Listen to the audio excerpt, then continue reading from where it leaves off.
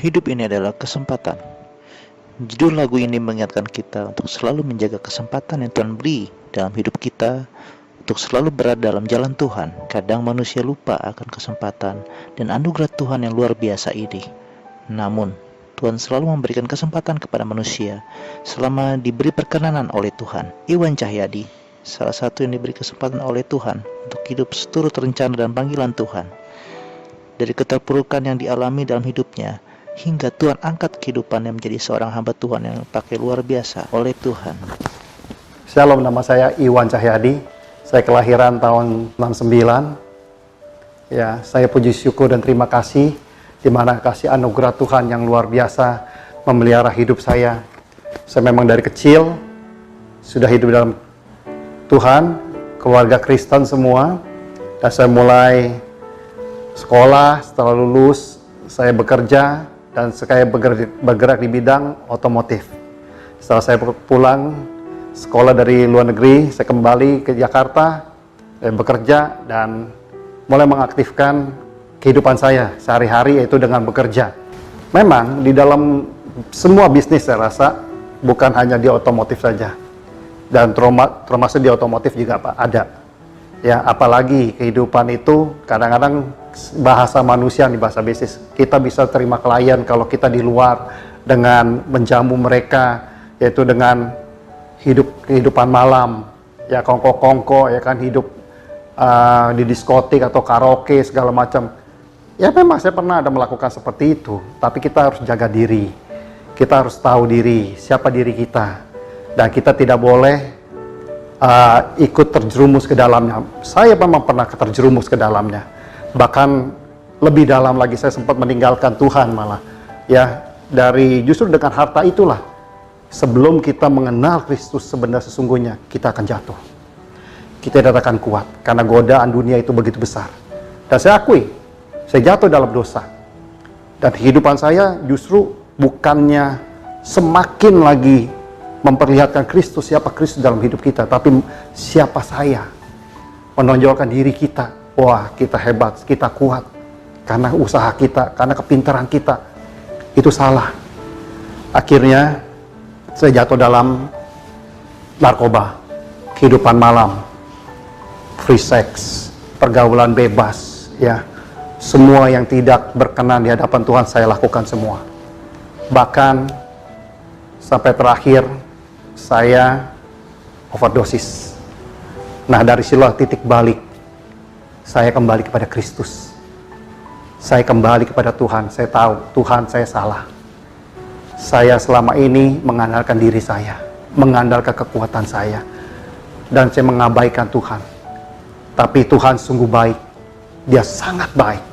Dia tidak pernah membiarkan dan meninggalkan anak-anaknya. Dia selalu menegur. Dan saya tahu waktu saya dalam kehidupan malam itu, Tuhan berapa kali Roh Kudus itu bekerja di hati saya. Stop, jangan lakukan lagi. Stop, jangan lakukan lagi. Tapi saya masih auban. Saya masih mengeraskan hati. Karena apa? Dosa itu kan memang nikmat. Tapi kita nggak tahu ujung-ujungnya. Kita tidak, kalau lagi dalam keadaan, wow, lagi super power. Tapi saat ini saya mencari gereja. Setiap hari saya cari gereja. Setiap hari saya cari firman Tuhan. Saya berdoa. Mulai belajar berdoa. Mulai belajar menaikkan puji-pujian penyembahan kepada Tuhan. Dan membaca firman Tuhan. Dari situ saya masuk ke GB Victorious Family waktu di Hotel Ciputra. Ya, saya setiap hari, setiap minggu itu ibadah, tidak pernah sekali, bahkan 2 kali duduk paling depan. Ada setengah tahun mungkin, setengah tahun. Dan satu ya ada YMGS-nya waktu itu Pak Heru sudah almarhum. Dia bilang, saya lihat kamu nih ke gerejanya luar biasanya, selalu semangatnya luar biasa. Ayo mulai pelayanan. Saya bilang, Pak, saya nggak bisa pelayanan. Saya nggak bisa apa-apa, Pak. Saya bilang, oh, kamu punya tangan? Punya. Punya mulut? Punya. Kamu punya baju jas? Punya. Bisa melayani nggak? Berdiri di depan, terima tamu? Bisa, Pak. Ya udah, lakukan. Tapi di situ saya masih gimana ya, kayaknya, aduh, belum layak atau gimana gitu. Tapi memang nggak bisa lari. Di mana saya kemana, ketemu sama Pak Heru lagi. Nah, ini hilang, saya sempat ngilang. 2 minggu atau 3 minggu saya hilang, nggak pernah ke gereja lagi karena saya takut ditegur lagi. Ketemu di supermarket. Kamu nih kemana nih? Sudah 2-3 minggu nggak pernah ke gereja lagi. Ayo, pokoknya minggu depan saya terima kamu pakai jas melayani. Siap. Dari situ baru Tuhan selalu punya rencana bagi anak-anaknya. Asal kita mau meresponnya dengan baik. Kita mau nyadarinya. Dan kita menerimanya. Dan saat itu saya merespon. Dan istri saya bilang, wah kita udah nggak bisa kemana-mana, harus tetap di situ. Kita harus melayani. Ya udah. Akhirnya mulai saya melayani. Di situ mulai saya belajar. Baca firman Tuhan. Terus setiap hari. Sampai sekarang saya tidak pernah putus baca firman Tuhan. Dan situ ada, saat itu ada Alpha dan Omega, yaitu sel untuk belajar bagaimana arti melayani. Saya ikut di situ sampai selesai. Bahkan terus gembala juga menuntun saya agar saya jadi pekerja di sana sampai sekarang saat ini. Dan Pak Gembala mengizinkan waktu itu sebagai PDP, ya sampai PDM. Saya ikuti terus dan terus saya belajar. Sampai sekarang saya terus belajar dan belajar untuk kemuliaan nama Tuhan. Saya tidak akan mau berhenti. Karena di luar Tuhan, saya menyadari di luar Tuhan kita tidak dapat berbuat apa-apa. Tapi bersama Tuhan kita sanggup cakap melakukan segala sesuatu. Dan pemeliharaannya begitu sempurna. Jelas, saat pandemi seperti ini ya. Saya bilang makanya dari saya bertobat sampai sekarang, memang ada naik turun, ada jatuh bangun, ada. Ya, ada. Sedangkan waktu itu saya pernah pelayanan pun, saya pernah kehilangan total. Saya pernah di Uber kolektor. Saya salah jalan. Jadi di mana waktu itu memang bidang saya di otomotif. Nah, tapi saat itu saya tergiur oleh suatu bisnis yang lain yang bukan bisnis saya, yang bukan bidang saya. Ya, jadi saya di situ ada kesalahan. Saya akui itu kesalahan saya, bukan kesalahan daripada Tuhan. Karena saya melihat keuntungan yang lebih besar, ingin cepat lebih lagi, ingin lebih cepat kaya, itu kedagingan. Memang setiap manusia pasti ada itu. Siapa sih tidak mau ingin cepat kaya? Siapa sih tidak ingin maju dan sukses? Tapi kesalahan saya tahu, itu perbuatan saya sendiri dan pilihan saya. Karena kenapa? Saya tidak bertanya lebih lagi kepada Tuhan, apakah ini boleh? Dan tidak bertanya kepada istri, apakah ini boleh? Tapi saya ambil tindakan sendiri. Karena saya dengan mata kepala sendiri, saya lihat, wah ini pasti cuan, ini pasti bisa. Akhirnya saya buang segala skill saya, itu di mobil, saya ikut terjun ke batu bara. Itu tahun 2004. Ya, saya main mobil dari tahun 1992. 2004, saya tinggalkan. Saya ikut main batu bara. Ya, di situ berjalan, terutamanya berjalan terus 2004, 2005, 2006, 2007, 2008, 1998, bukan 2008, 2008. Waktu itu ada krisis ekonomi yang luar biasa, yaitu bank di mana Lehman Brothers ya, saat itu kolaps, dan kita main batu bara, kita dari anak perusahaan dibiayai dari perusahaannya Merrill Lynch, Bank Merrill Lynch saat itu. Nah, kita mulai berantakan di situ. Kacau balau. Semua proyek stop, semua harga batu bara hancur. Dan semua breakdown. Sampai habis-habisan. Rumah saya terjual. Saya diuber debt collector. Bahkan saya sampai tidak punya mobil. Yang tadinya punya mobil sampai saya sewa mobil. Dan saya sampai kontrak. Ya, keributan di rumah tangga pasti ada. Istri tidak terima pasti. Karena kesalahan saya. Tapi saya diam. Saya tidak marah. Saya akui itu semua. Bahwa itu kesalahan saya. Saya terima. Dan saya juga saat itu sedang pelayanan. Saya saat itu sudah menjadi YMGS. Bahkan di Hotel Ciputra menggantikan Pak Heru. Dan tidak ada yang tahu. Saya hanya mengadu kepada Tuhan. Dan nama keluarga saja. Bahkan nama Pak Gembala saya pernah berbicara. Saya ingin resign. Saya ingin mengundurkan diri. Karena saya sudah tidak punya apa-apa lagi. Saya tidak bisa melayani lagi, saya bilang begitu. Paling saya sebagai, tolong digantikan bukan YMGS. Boleh saya pelayanan, tapi bukan sebagai YMGS lagi. Tapi Pak Gembala bilang apa? Dia bilang gini, Iwan, kamu tahu. Saya tahu waktu kamu melayani selagi kamu ada. Kamu diberkati luar biasa. Ya, saat ini Tuhan bukan menyetop berkatmu. Tapi Tuhan menahan berkat-Mu.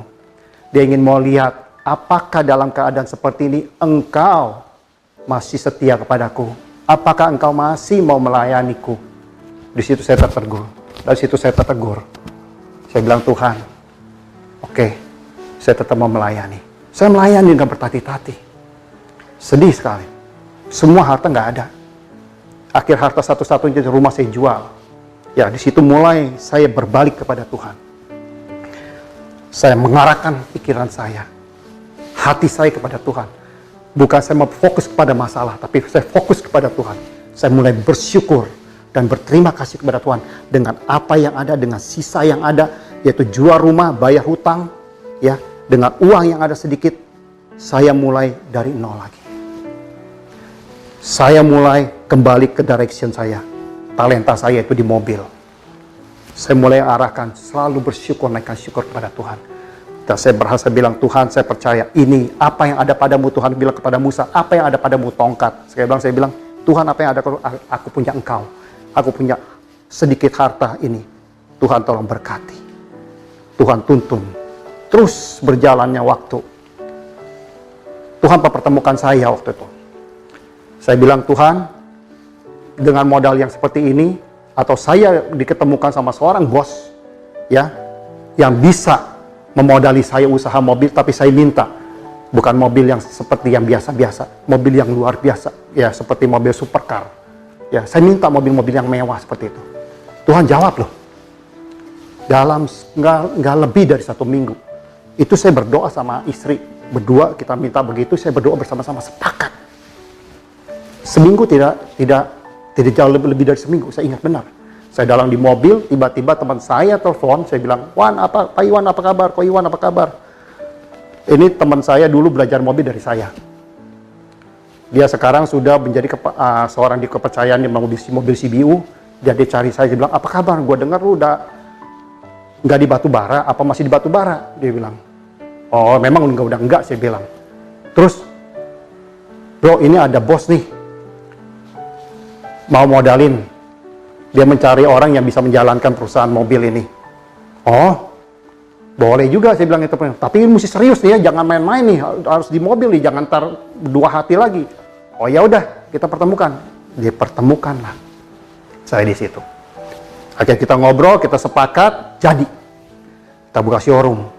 Apa yang saya inginkan, apa yang saya minta sama Tuhan, Tuhan jawab loh. Sampai sekarang loh, Tuhan pelihara loh. Disinilah, kalau kita mau mandang pada Kristus, kita berharap pada Tuhan, kita bersyukur selalu sama Tuhan, dan mau mengikuti apa yang Ia kehendaki, dan tidak menyimpang ke kanan ke kiri, Tuhan pelihara. Memang ada jatuh bangun, tapi kita tidak sendirian. Tangan Tuhan selalu menuntun. Dia yang berjalan di depan kita. Dia mendirection kita. Kita hanya mengikuti, follow Jesus. Ya. Dalam pandemi seperti ini, saya terus terang, puji syukur dan terima kasih, saya tidak terpengaruh. Malah saya diberkati luar biasa. Karena apa? Itulah saya. Di mana saya diberkati, saya juga menabur. Saya tidak pernah berhenti memberikan perpuluhan. Memang pada saat itu pernah terjadi, cuma beberapa saat. Ya, tapi walaupun di dalam itu saya kembali lagi, pas saya ada berkat pun saya memberi. Jadi saya memberikan perpuluhan itu. Jadi saya membuka satu rekening khusus untuk Tuhan. Jadi setelah memberikan perpuluhan itu, saya nggak mau memberikan sisa, memberi sisanya. Orang biasa dapat, setelah itu potong-potong-potong baru kasih ke Tuhan. Saya tidak mau seperti itu. Saya memberikan yang terbaik. Begitu saya dapat, potong dulu. Saya sisihkan buat Tuhan dulu. Yang terutama, buat Tuhan dulu. Setelahnya itu 90% saya pakai.